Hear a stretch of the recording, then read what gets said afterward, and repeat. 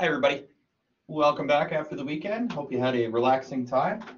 And regret to to inform that we've got only 2 weeks left in quarter 1. So hopefully you find that you are on a track to meet your learning goals for the course, not just my course, but all your courses. And if you feel like you're a little bit behind, now is definitely a good week to try and pick up the pace a little bit. And as always, make sure you're reaching out either by email or give me a phone call or coming to the live sessions if you're having any difficulty with anything. And we can, I can either send you an answer via email, or if that doesn't work as well, we can get together and do a one-on-one meeting in one of the virtual classrooms or something like that. But in any case, just let me know what I can do to help, and I will make that happen. As a reminder, I think I mentioned this, I sent an announcement in an email, and I mentioned it in the last live session, but I'll just say it again to try to take a little pressure off you this quarter as we end up. I made the final project optional, so if you find that you're a little bit behind, just try to plan your activities so that you can get through to the end of the remaining materials. But don't worry too much about that final project. You won't lose marks if you don't submit it. It's optional.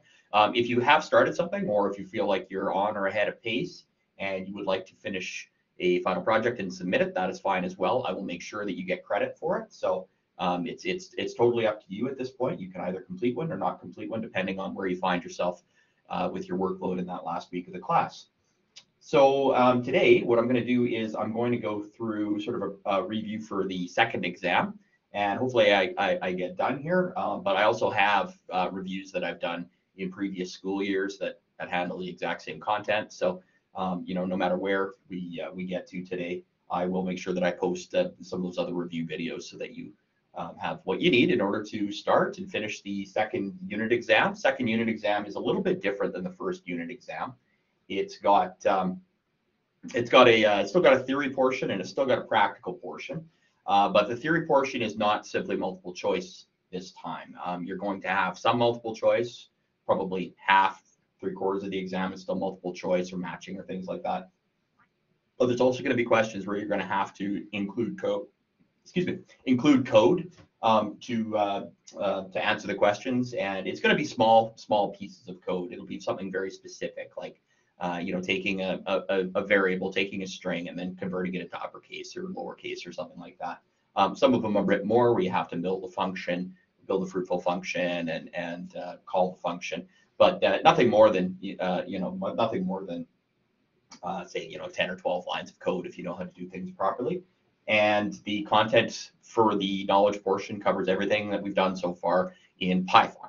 So that's all the way from 4.1 to 4.8 at the end. There won't be a whole lot on try, except, and other data validation processes, because that's just kind of a tiny little chunk that we do at the end. So make sure you focus your efforts on the 5 major tenets of programming that we've spent all of our time on, no matter what language we used, and that's it's input and output. So you need to know how to take input from the user. You need to know how to cast it to certain data forms. You need to know how to cast things to strings, into integers, into floats, and Boolean, and then things like that. So that's input. The output's pretty obvious. The output's just what you have print statements for. And so input output being the first one. Number 2 is data types and variables. So obviously you need to understand how to assign values to variables, whether those values be strings, integers, floats, Boolean, etc. You need to know obviously how to cast those into different forms. You need to know how to store those in lists and or dictionaries. And that pretty much takes care of the data types. Variables, you still need to know what variable names are acceptable and which variable names are not acceptable. Then we go into number 3, which is functions. You need to understand fruitful functions and void functions. You need to know the difference between the two. You need to know how to write either a void or a fruitful function. Again, remember, a fruitful function is something that returns a useful value to your main code. And you need to know how to send arguments to a function. So you need to have not just a function, but a way to send variables and their corresponding values to the function, then use them in the function, and then return something back to your main code. So make sure you understand the concept of fruitful functions and how you send data to it, how you receive data to it. You don't always have to send data to a fruitful function. Sometimes you could just call the function, don't send it anything, it'll do what it needs to do and return a value. But oftentimes when we're using fruitful functions, you do have to send it some information as well. So make sure that you understand functions very well. That was the third major concept. And then the fourth major concept that we have gone through is decision making. So what we call conditional processes, and those are your if statements, right? Those are where you have to make a decision, and you're going to use if and elif and else. That's pretty much all you're going to use for decision making in this Python unit. But you can have if statements inside if statements. Remember the concept of nesting. You can put any structure inside of any structure inside your code. So you can have multiple levels of in statements in your codes. You can have loops inside if statements, and you know it's all legal as long as it's logical and it makes sense. So conditionals was the major sort of concept, and then also we've got the fifth is looping. Looping is going to include your for loops and your while loops. So you're going to have to make sure that you understand when to use a for loop and when to use a while loop.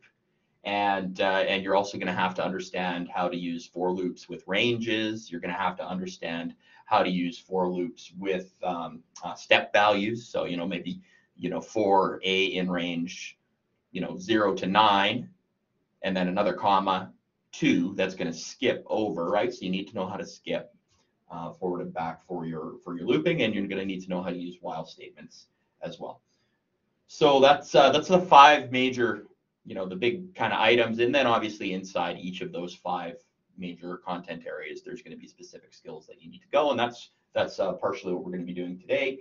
Is I'm going to go through sort of the second half of the class and the major concepts and the major things that you need to know to make sure that you do well on that second unit exam. With regard to structure, I already went through the fact that there's 2 portions. The knowledge portion I talked about. The practical portion is similar to what you would have done in the first one, except instead of having 4 small programs, I'm going to give you a choice between 2 bigger programs. So you're only going to be completing 1 program for the practical portion of the second unit exam, but it's a bigger type of program, requires you to use more of the skills. Whereas the ones from the first unit exam, if you knew what you were doing, they could be really kind of tiny chunks of code. And this one's, you know, the expectation is going to be a little higher.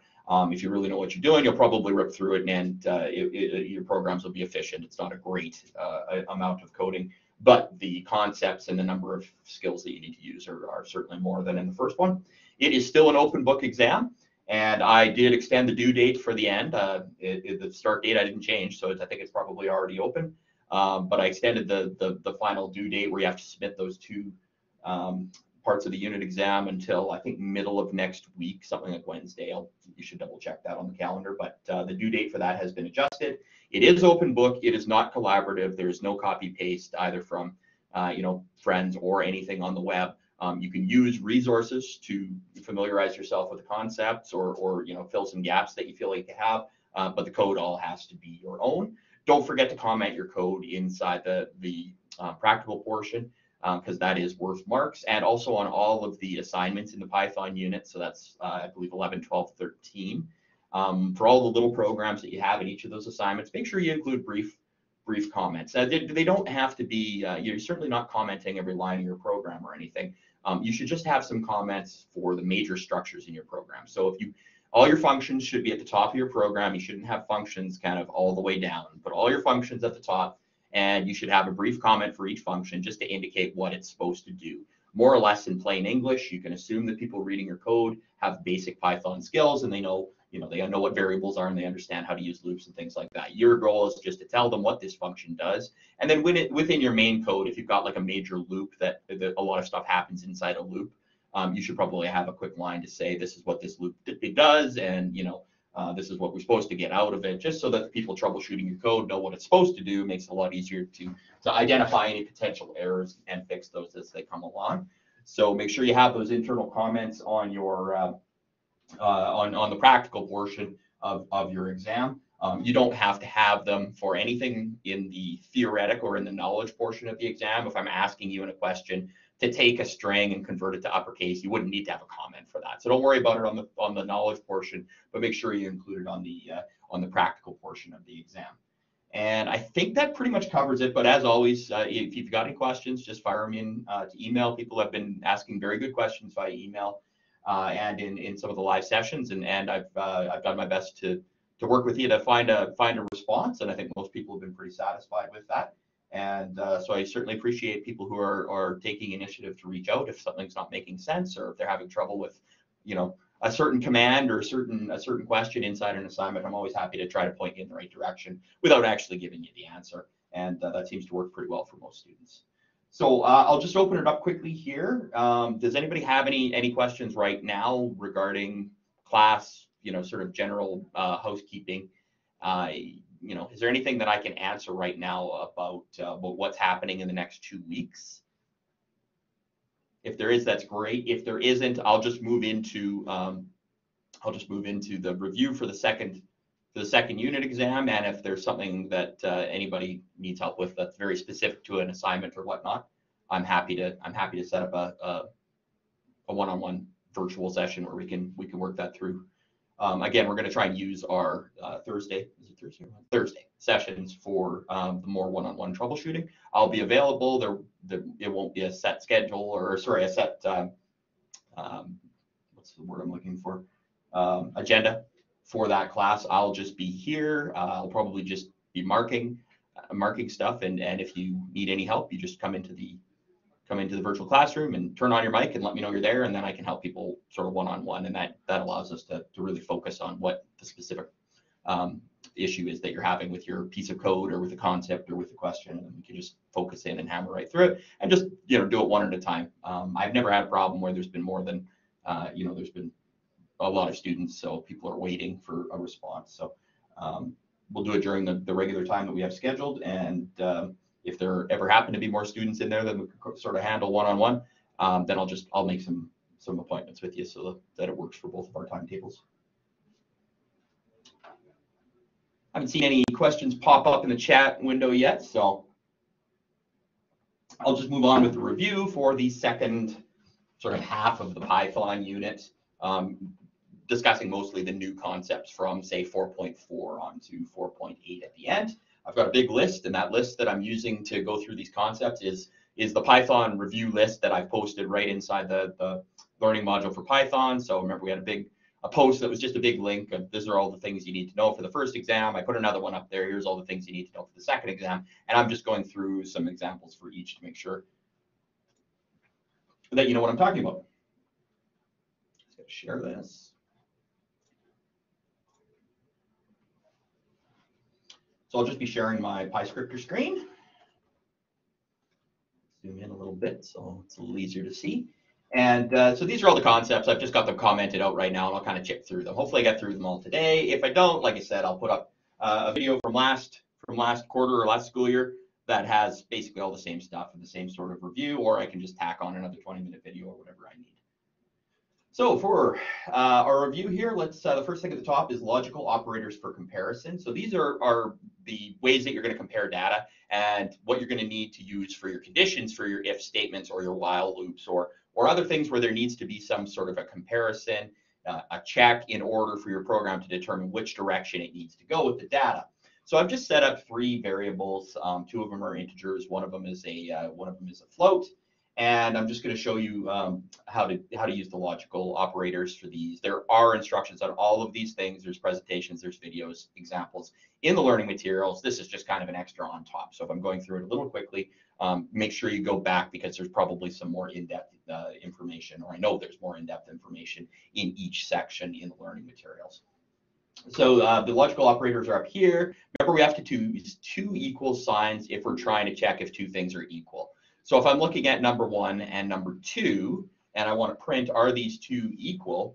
I can do num1. I'm not going to print. If I do a comparison, and I'll actually just tell you true or false. So if I do num1 equals, num1 equals num2, we just look at those numbers and logically say 5 is not equal to 2 or to 3. So this should be false. So if I run this program,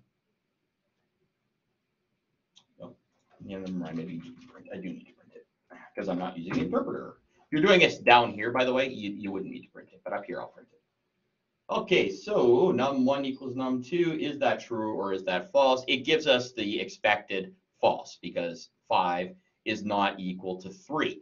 So if we tried to do that with just equal sign, it's a common syntax error because people are used to using the equal sign. So oftentimes when when a student builds an if statement and is comparing two numbers or two words or something like that, it won't work. It won't work. It keeps giving you an error, and it can be frustrating. And sooner or later, you kind of clue on to, oh, I have to use two equal signs. So it's a very common error. It happens all the time. But it is important to recognize that it may be a reason that one of your programs isn't running. We use one equal sign when we're assigning variables. So that's up here. We're very used to doing that at this point in the course, but it doesn't work if we're comparing two values. So if I try to do the exact same checking if number 1 is equal to number 2, and I don't have two equal signs, it's going to throw an error because it doesn't know that this isn't me trying to say, hey, there's a variable number 1 or num1, and I'm trying to set it equal to number 2. No, I'm not setting it to anything. I'm checking if it is equal. So the error message that you get here is not particularly helpful. It doesn't alert you to specifically this is the problem. So that's why it can be a little troublesome to track down, which is why it's super important that you use that step-by-step debugging, because at least you get to the exact point in your code where things are going wrong, and it makes it a lot easier to identify what you missed or fix it. So make sure that you're using two equal signs if you're comparing data. And then when you're comparing data across number types, you should know that it will work with an integer and with a float, and if they are equal, in this case it was 5 and 5.0, in real life we would recognize that those are really the same thing. That is built into the logic for Python as well, so that you can compare an integer and a float and get a response that is reasonable. That's not always the case with programming languages, but in this case it is. And then the other checks I think are pretty normal from your math classes. If you want to check if something's greater than, it's just a greater than sign. Very same as math. Less than is very same as math. The greater than, equal to, less than, equal to are a little different just because we don't have a specific key on our keyboard that's got them built into one. So you have to put the greater than first, then the equal sign. But it means the same thing as the greater than equal sign in math class. Same thing for the less than or equal. And then the only other one that's new is for something. If checking if something is not equal, you would use the exclamation point and then an equals. So that's the way of checking if two things are not equal. So for instance, if I check if number 1 is not equal to number 3, is 5 not equal to 5? Now that should return false because they are equal. So if we check if they're not equal, it tells us false, right? Sort of a double negative. And if we check if num1 is not equal to num2, well, 5 is indeed not equal to 3, which means that this whole check here, this whole condition would be true because it is true that 5 is not equal to 3. So you just have to kind of be careful that you're checking the right things and that you understand how to use those logical operators. And this is a point here where instead of doing a whole bunch of different if statements, you probably should be to the point where you're starting to use not and an or, which we introduced way back, and you have used likely in Reborg and other things. Make sure that you're using not and an or to try to simplify your conditions a little bit. So instead of having to check 4 things with 4 separate if or elif statements, sometimes you can just kind of chain them together inside the original if statement just to save yourself a little code. Now, you do not want to get into a situation where you're doing an or and then an and then a not, and like working all the way across the screen and your chunk of logic or your condition is 100 characters long.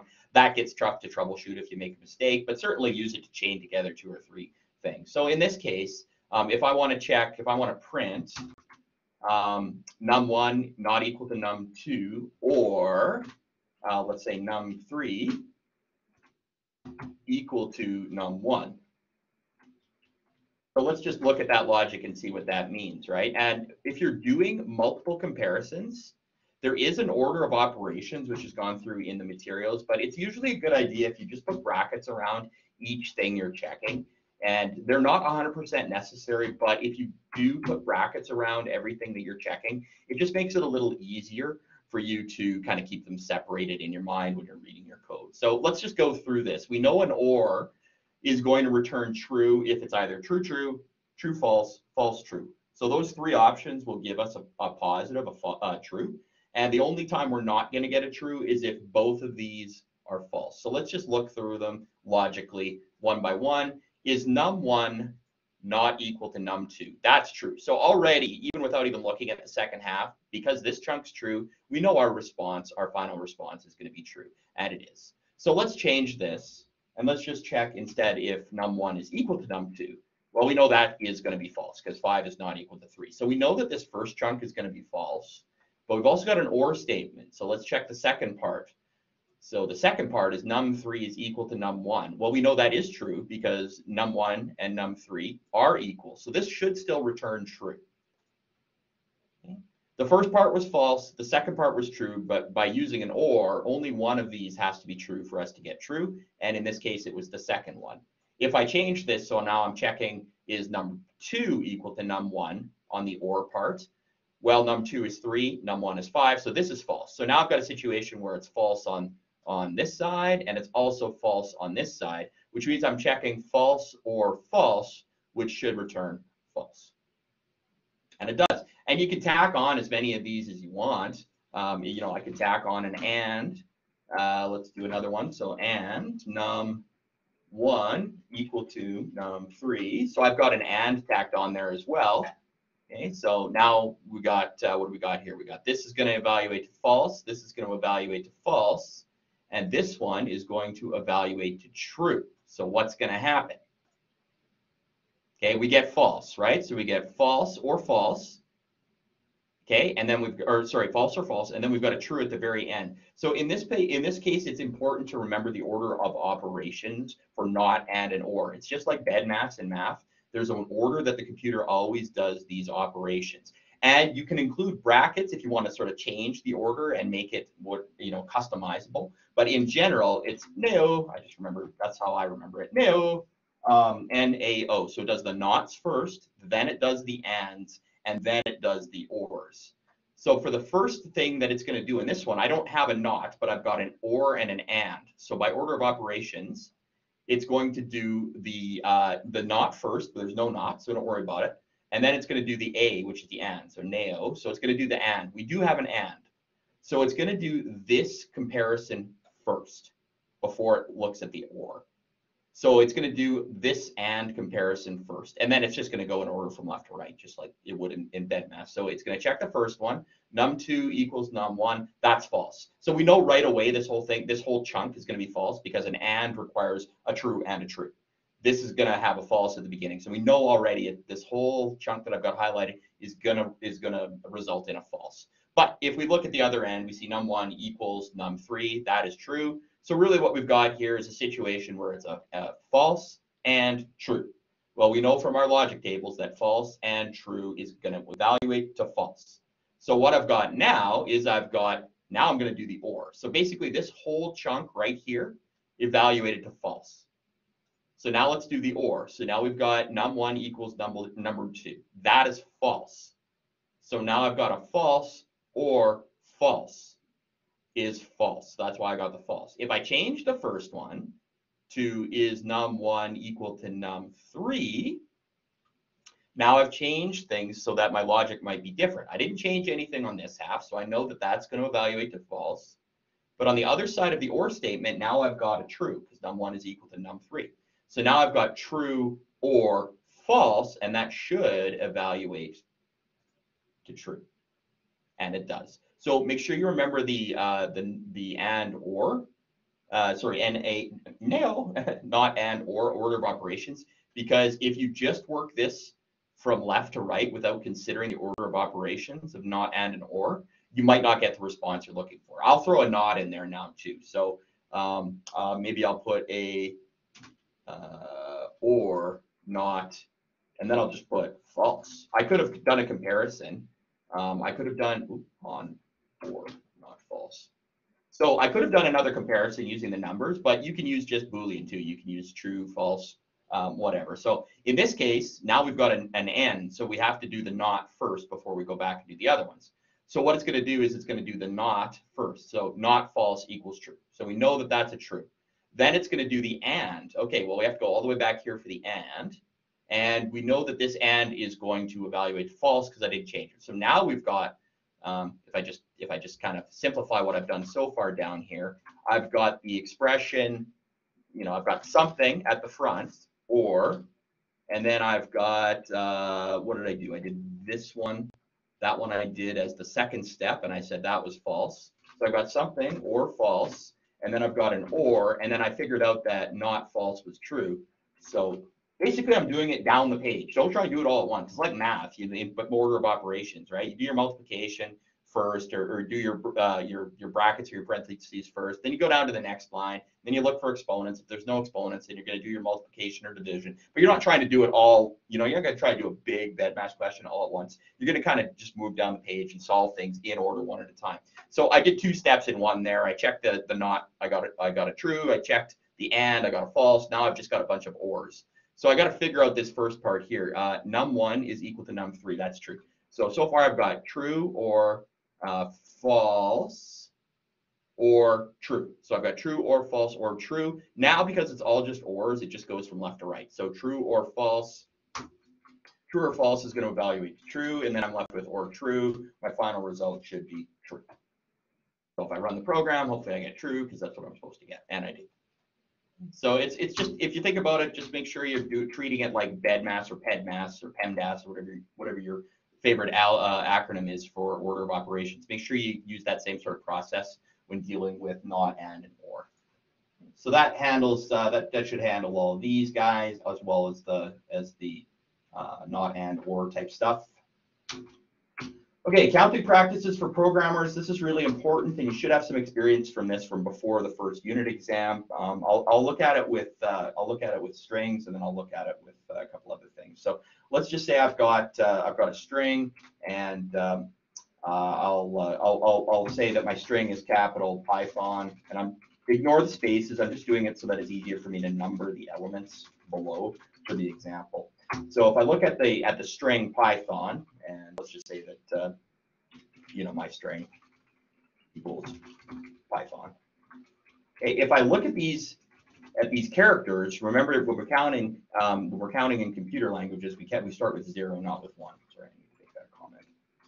So the P would represent the 0th element of that string, which is the P, which is at the very beginning. The Y is a 1. The T is the 2. It's just a way of counting how many things are in something else. But don't forget, we can also count from the right side to the left side. So we can either start counting at the left side, or we can start counting at the right side. If we count at the left side, we've already used 0, so we can't use 0 on the other side. So we have to start with -1, which means that it's going to be, this one's going to be -6, -5, -4, -3.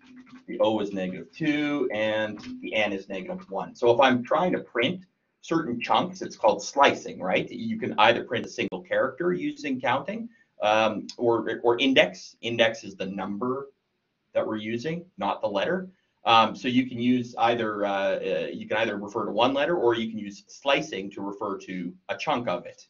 So using just the one letter approach, I'm going to print my string, because what variable are you referring to? I'm referring to whatever's stored in my string, and then you have to use the square brackets. Don't forget, it's got to be square brackets. And which letter do I want to isolate? Let's say I want to isolate the O, so I would put in 4, because I know just in my head that I can count.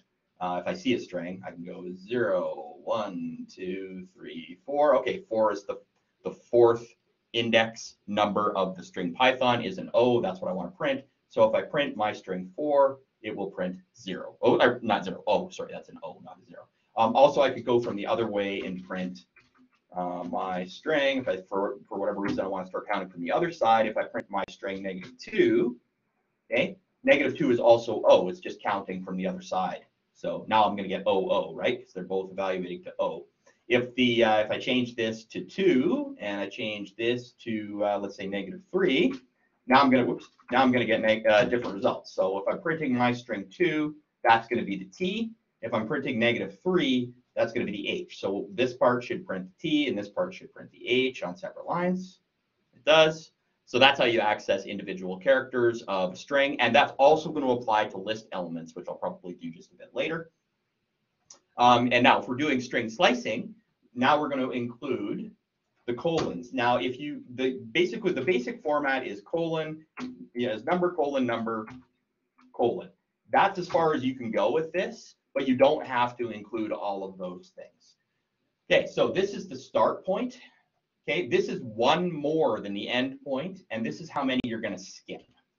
Okay, if you're going to just go from letter to letter or item to item, you don't need this second part, so you can get rid of that and the colon. It's only if you're going to go like -1 or -2 or -3 that you have to include that third part. Okay. And let's just see what this prints here. So if we're going to print my string from 2 to 5, you got to keep in mind it's not actually going to print what's under 5. It stops as soon as it hits that second number. So starts with 2, which is T, okay, and then it goes to 5. So it's going to print the T, it's going to print the H, it's going to print the O, and then as soon as it hits 5, it stops, so it's not going to print the N. So we would expect this to print T, H, O all on one line, and it does T, H, O, okay. So that is starting at the second element. If you want to start at the 1 element, then you can just put a 1 in, and now it should print the Y as well at the beginning. You do not have to type 0. It will assume 0 as long as you have a colon. So you could do print string 0 to 5, which would print PYTHO. It will work, but it's not necessary. If you're starting at 0, you can just leave that blank, but make sure you have the colon. So what this tells you, and it's kind of an important concept, is this tells you right here that it's going to start at whatever the beginning of your string is, which is always the 0 element, but it's important on the other end. When you count from the other end, this is an important concept, and I'll show you that in a second. So if you don't include the 0, but you do include the colon, it will do the same thing. It'll still print Python. Okay? Now, why was that important that I didn't have to include it? It's important if you're looking from the other end of the string. So let's say, for instance, instead of printing THO, what if I wanted to print OHT? What if I want to print it in reverse? Well, I can use the step value to count in reverse, but I have to sort of keep the same things in mind. It's going to stop when it gets to the second letter. So where do I want to start? Now you just got to put things in reverse here. If I want to go backwards, I need to do a step of -1 each time to turn 5 into 4, into 3, into 2 as I go from the right to the left. So now instead of having a nothing behind the second value in this slice, I need to include a colon and then a negative number. A negative number will move me toward the left. A positive number will move me toward the right. So if I want to go back by 1, starting on the right to the left, I need to include a -1. But that means you've got to switch these first two numbers around because your start and your end point are different. Now I don't want to start at 1 if I want to print OHT. I want to start at 4. So I'm going to start at 4, and where do I want to end? I want it to end at the T. So it might make sense to put a 2 in there, but remember it stops right when it hits the 2. So I'm going to have to change that to 1. So what I think is going to happen here is it's going to start at the 4 position, which is O. It's going to go backwards by 1, so -1 each time. So it should print the O, it should print the H, it should print the T, and then it should stop right when it gets to the 1, because that's where I told it to stop. There's my 1. So if I run that, you'll see it did what I wanted it to do. It printed O, it printed H, it printed T, and then it stopped as soon as it hit the 1. The difference was I went in reverse this time by having that third step value in there. Okay. Now, here's why it's important that you understand why you don't necessarily need numbers between the colons sometimes. What if you don't know what the length of the string is going to be? In this case, I gave you Python, but what if I set it up differently, that I had an input statement instead, and it says type in a word? Now, we don't know how long the word's going to be, so this whole Python example is useless, okay? And let's just say I want to print, okay? Let's just say my goal is to print the last 3 letters. Okay, I can no longer just put in a number inside my, I can no longer just put in a number in here, knowing that it's going to be in the last 3, because it could be, you know, the 8th element, it could be, the word could be really long, it could be the 20th element, I don't know. So it's important that you understand that you don't always have to have a specific number in some of these. You just have to know how it works so that you can isolate what you need to isolate. So if I want the last 3 letters of any word, okay, I just got to think about it. Okay, if I want the last 3 letters, it would be easier for me to start at the end than it would be for me to start at the beginning, because I don't know how long the word is. So if I'm going to start from the end of the word, right, -1 is going to be the last letter, -2 is going to be the second last letter, and -3 is going to be the third last letter. So I want to print starting at -3. It doesn't matter how long the word is. -3 is going to get me 3 from the end. Okay, and I want it to stop. Okay, where do I want it to stop? I want it to stop at the end of the string. Because if I'm able to identify the third last character of the word, I just want it to print out the rest.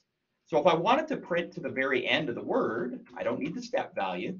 I can just put a colon and then leave it blank, and that will default to whatever's left. So if I'm starting at -3 and I'm going until the end, I know that I should have the last 3 letters no matter how long the word is. So let's run this and just do a quick test here. First, we'll just test with Python. Okay, so let's just test with the Python that we used, and we hope that it's going to print HON. And it did. Okay, now let's try a different word that isn't the same length. Okay, so let's try a bunch of stuff and then put Python at the end, just because I want to see if it's going to still print HON, because the last 3 letters on the new word are still HON. Okay, and it does, HON, because it doesn't matter how long the word is, it goes to -3. So N is -1, O is -2, and the H is the -3. So that's where I told it to start. I said start at the -3, and then I said go to the end, because I didn't have a number after the colon, which means it's going to go to the end. So if I want to change my goal to print the last 8, let's say I want to print the last 8 letters. Still 8, right, would be nice. Let's print the last 8 letters. I can use the exact same logic. I can just start at -8 and then go to the end. Okay, so if I run and I put in, it's going to have to be it's going to have to be a phrase that's longer than 8 letters, otherwise it'll break. But if I do that, and then let's just do 1, 2, 3, 4, 5, 6, 7, 8 as the last 8 characters, we would expect it to print the last 8 characters, no matter how long my list is, and there it does. Okay, so you can put any number in there, and it'll go to the end. If I put in negative, whatever, 20, and type in huge long word, it'll print out the last 20 letters, because it just goes to the end if you've got a blank. You can also just include nothing on either side, and it's pointless, because basically it's saying start at the beginning and end at the end, so it's just going to print whatever you type in. You might as well just print the variable, right? But it's just showing you that you don't necessarily have to include numbers in there. You never have to include 0 on this first one. Sometimes you have to include it in the second one, and you never have to put it in the third, because if you've got a step value of 0, it's not moving either way, so it's not going to do anything. Okay, now here's an example of how we might print every second letter or something like that. So what we're going to do is we're going to have nothing in front of the colon, because we're going to start at the beginning of our string. We're going to go to the end of our colon, so I don't need to put anything in the middle part. But then I'm going to step by a +2, which means it's going to start at the beginning, because I don't have anything there. It's going to end at the end, because I don't have anything there, and it's going to go up by 2 each time. So it's going to print every second thing that I type. So I'm just going to use numbers to make it a little more obvious. I'm going to go 1, 2, 3, 4, 5, 6, 7, 8, 9. And we would hope it would print every second of those numbers. And you'll see it printed 1, skipped over the 2, went to 3. So it printed the odd numbers there, right? So it's just skipping up by 2. If I wanted to skip up by 3, I can skip up by 3, no problem. Okay, now it's going to print 1, 4, 7. 1, 2, 3, 4, 5, 6, 7, 8, 9. Now it's going to print 1, 4, 7, right? Starts at the beginning, prints the first thing, then it skips 3, prints the 4, skips 3 more, prints the 7, skips 3 more, and then it's out the back, so it doesn't matter. It would print 10 if 10 was there, but 10's not there, so it's just gonna print up to the 147. And remember, I'm typing in numbers, but it's treating it as a string, right? So you can do the same thing with letters, A, B, C, D, E, F, G, H, I, J, K, L, M, fine. And if I print every third letter, it's going to do the same thing. It's going to print the A, it's going to skip B, C, D, and then it's going to skip E, F, and then print G, because I'm skipping 3 every time. I'm jumping 3 every time. You can jump whatever you want. You can also jump in reverse, but you have to be a little bit more careful with these first two sort of places. If I want to go in reverse, let's say I wanted to go from the M backwards, or whatever letter or string I've got, you have to set this a little differently. If I want to skip by 2, starting at the right side and moving to the left, I have to be a bit careful with what I've got here. Okay, it says, so right now I'm starting at the end and going to the beginning. So I think it's smart enough to figure that out, but we might have to actually manipulate this a little bit. Let's just see. So we're going to print in ASDF, G. So we'd like it to start at L, skip over the K, print the J, skip over the H. We want it to move from the right to the left. Did it do that? Yes, it did. So it is smart enough to recognize that if you've got 2 blanks and you want to go negative, it should start at the right side and work to the left. Okay, so I believe it did what we wanted. Yeah, it started at the L, skipped the J, K, printed the J, skipped the H, print the G. So it did what we wanted it to do. We also could have told it to start at a specific spot and end at a specific spot. So if we told it to start at -1, which we know is the very end, and we told it to stop at the very beginning, which is 0, we would get the same result. Just remember, if you're counting in a negative direction, if you've got a negative number in this 3rd spot, remember that you have to make sure that your starting point, so the first number here, is on the right side instead of the left side. Because I switch those around, it's going to break. I'll show you that. So here's starting at the end of whatever it is I type in. So I'll just type in the same thing I did last time, more or less. And then I go backwards, okay, because I told it to start at -1. So -1 should be the last thing that I typed, which is a K, and that was. And now I'm going to step down by 2. So I'm going -1, then I'm going to skip -2, -3, right? So I'm going to -3, and then that's an H, and then F, and then S. And then sooner or later it gets to the beginning of the string, which is 0, and it knows I can't go any further. It's done. I also could not include that and just have the 2 colons back to back. It'll do the exact same thing. Okay, do the exact same thing. So knowing when you need numbers in here and what numbers to put in these 3 positions is really important, because it works for string slicing, and it also works when we're building lists in 4.7, which makes it easier to find something in a list, which is just a big place where you store your data. So that part is really important. It's important you understand that and that you practice that a little bit. The index position of characters in a string or items in a list, we went through that. When I talk about the index position, I'm just strictly talking about the, way back here.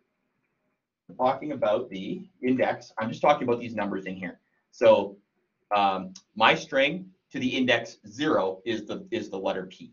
My string to the index -3 is really the letter H. So that's the index or position of a character in a string. Okay, now you can short circuit this process. You can short circuit this process quite a bit sometimes if you're using if-in. Okay, and I'll include if-in range in a second, but there's a couple different ways you can use if and in.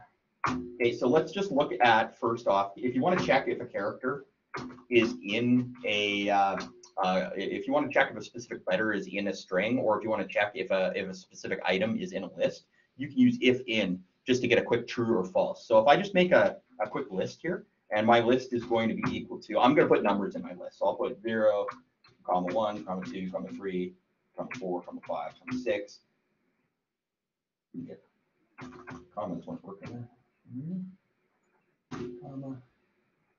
Okay, so I just included in my list, what is that? 6 integers, 0, 1, 3, 4, 5, 6. I skipped 2 for some reason, didn't need to. So that's all I'm storing in my list, and I've also got the option up here for me just to add a string so that I can show you this if-in range. So I'm going to print, okay, if A, that's the letter A, in my string. So when I'm printing, okay, print if A in my string. Where did I miss there? Oh, sorry, did this backwards. If, because it's an if statement, right? If the letter A is in my string, that's what I wanted instead, sorry. Because it's an if statement, you need the colon in the end, right? So if A in my string, I'll print, okay, I'll just print A is in the string, And then there's another option, right? It might not be in the string, so I'll just put an else saying print A is not in the string, and test it out. So that's a pretty quick way to test if there's a single character inside an entire word or phrase. So if I type a phrase, okay, and I make sure I'm not including an A. So I'm typing lots of stuff, but I'm not including an A. Okay, it's going to test it. Is A in that string? It tested it, and it said, no, there's no A in that string. So it ran the, because this is false, it goes to the else and it prints A is not in that string. If I try again, and I make sure that there's at least one A in that, it doesn't have to be at the beginning, it can be anywhere. If there's at least one A in that, it should say that's true, and it'll say A is in the string. So you can use that as an easy way to check if a character is in a word, or if a word is in a word. So if I put in literally the word word, and I'll check, is word in that string? Either word is in the string or word is not in the string. So if I'm going to check for the word, and I type in everything I want, but I don't type word in there anywhere, it's going to say word is not in the string. If I type it in, whatever I want, but I include WRD in there somewhere, sword, it will say, yeah, word's in there. Okay. It doesn't tell you where it is, but it says word is in what you typed in somewhere, and you can see it was right there in the word. Sword includes the word word. So that's why that was true. So it's easy. It becomes a very good way to check if there's a word in a sentence or if there's a phrase in a paragraph. And it works with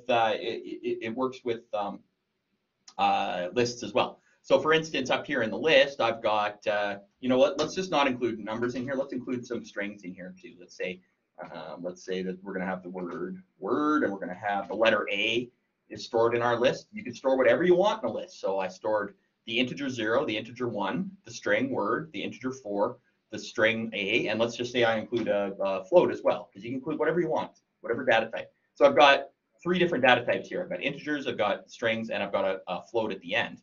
Now I can use an if-in to check the same thing in the list. So instead of checking my string, which I will just comment out because I'm going to be focusing on my list here, don't forget that your list items can be counted the exact same way that your strings can. So in this case, my list, the 0th item of my list is 0. Maybe I should change that to 3 or something like that, just so it's less confusing. So the 0th item in my list is the integer 3. The 1 item in my list is the integer 1. The 2 index of my list is a string word.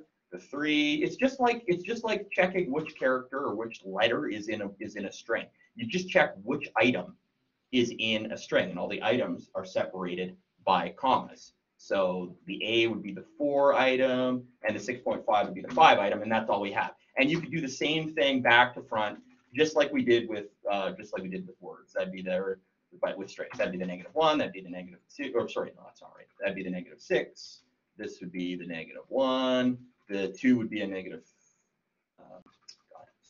5. -4, -3, -2, and then the 5 would be the -1. Okay, so that's some weird spaces in there. So if I wanted to find the A in my list, I'll just do that. Print my list, and then square brackets again. If I wanted to print the A from that list, I have to say, hey, what's in the index 4 position in that list?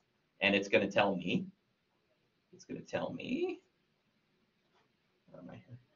A. Okay, see, it says A. So I asked, hey, what's in position number 4? I could also ask, similarly, what's in position -2?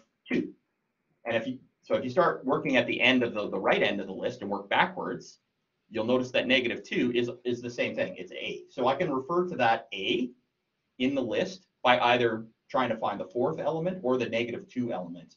If I change this to the -4 element, then it's going to, it still starts from the right because it's a negative number. So it's going to find, hey, which one's -4? -1, -2, -3, -4. And in the -4 spot is -1, -2, -3, -4 is word. So this should print word. That's why it's really important to understand this string slicing and list splicing, because you can use it with lists for any data type, or you can use it for strings if you've got words and letters and phrases and stuff like that. So it's super easy way. It's the best way to access a specific element in either a string or in a list of items. And the same string slicing thing works here too. So if I want to print from the beginning of my list to say the fourth item in the list, I can put in a 0 if I want to, but remember, I don't need to if I'm starting at the left side. So I'm going to print blank, so from the beginning to, what did I say, the fifth element? So the fifth thing in the list is actually going to be the number 4 index. So what this is going to do is it's going to print everything from the beginning of my list to the 4th element. And we see the 4th element is A. Remember, it stops when it hits the 4. So it's not actually going to print the A, it's going to print the 4. So when we look at what my list gets spliced as, it gets the beginning, so it gets the 0, it gets the 1, it gets the 2, it gets the 3, because you see it printed out 4 down here, but it never gets to the A. If I wanted to get to the A, I'd have to put it to 5 instead. Now it goes one more further down the list, and it prints out the A as well. And you can go backwards too. Remember, we can go backwards. So if, let's say, I want to start at the right side of the list, and I want to go to, you know, the last 2 items of the list. So if I want to print the last 2 items of the list, where do I want to start? Okay, depends if I want to write it A 6.5 or if I want to write 6.58. Let's start with A 6.5. Okay, now this won't be a negative step value because I want to start at the second last character. So the second last character is either 4, the 4th position, or the -2 position. I'll just pick the 4. So I'm going to start at the 4, which is A, and I want it to print to the end of the list. So now I include the colon, and I just leave it blank because I know it's going to go all the way to the end. Okay, so when I print that, it should start at the A and then print the 6.5. So I isolated the last 2 elements of the list really easily.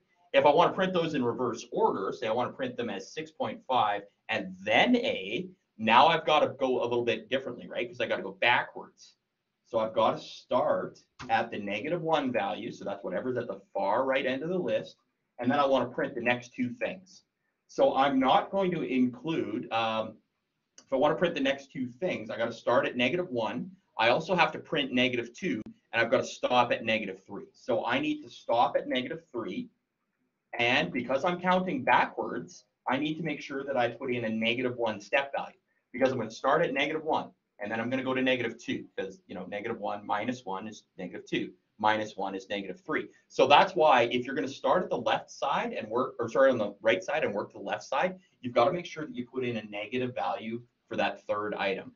So you'll notice now I got what I wanted. It started at the -6.5 and it printed the A as well, and then it got to -3 element and it stopped. Okay? And I could do that using the other values as well. So if I know how long my list is, I could say, well, my list only goes up to 5. I could start at a +5, which is the last item in the list here. I can go to the, what would that be, the 3 element. So I want it to stop before it prints the 4. And I can go by -1. And it's going to work exactly the same way with just slightly different numbers. It's going to start at the 5, then it's going to subtract 1 to get to the 4, and then it's going to subtract 1, and it's going to stop at the 3. So it's going to print the exact same thing. It's going to print 6.5. And the A started at 5, went down to 4, printed the A, went down to 3, and then stopped. So you can use list slicing to isolate elements and chunks of lists, just like you could with string. Super important. But what I was doing before was I was using if in, not if in range. I was using if in something.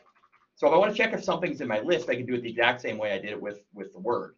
So if I've got that list up there, I can say if, let's say if 3 in my list, which we know is true, it's in there. I can see it. It's the 0th element. So if it's in my list, I could say print this item is in the list. And then alternatively, for my else, I would print whatever item I'm looking for. This item is not in the list. So let's check. Is 3 in the list? Should tell us true. And this item is in the list, so that's true. Let's check if the word A or the letter A is in my list. Is it? It is in the list. We can see it's right there. We can check, is the word? word in my list. That item is indeed in the list. Now let's check if the word ASDF is in my list. Well, this should be false because it's not in there. Okay, so that's not in the list, and we can check the numbers just as easily. Let's check and see if 6.5, is that in my list? Sure it is. It's the last element. It's the last item in my list. But is 6.6 in my list? No, it is not. So using that in statement can give you easy ways to do if statements, conditionals, to check if things are in there or not. I think I'm going to put up another video. I'm a little bit worried that maybe Thursday might be a bit late for me to go through sort of remaining stuff in here. So I think I'm just going to make some additional videos for this remaining stuff and put it up there. I also have, like I say, I also have live recording sessions from previous school years and quints and quarters that I could put up there to help make sure that you're prepared for that second exam as well. But it might just be easier for me to make a couple videos just going through the rest of these and save everybody the hassle of having to search through 5 different videos for what they want. So I think that's how I'm going to approach it. We got through a couple things today, but they were really important things, so I spent more time on it, and I'll continue to do so with the things that are down on the list. All right, I've got another live session to go to, so if you have any questions, please continue to reach out, send me an email. If you need some help, you let me know, and we'll figure something out. And have a great week. Have a great Monday. Take care.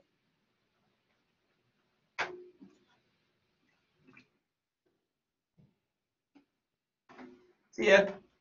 Thanks for coming.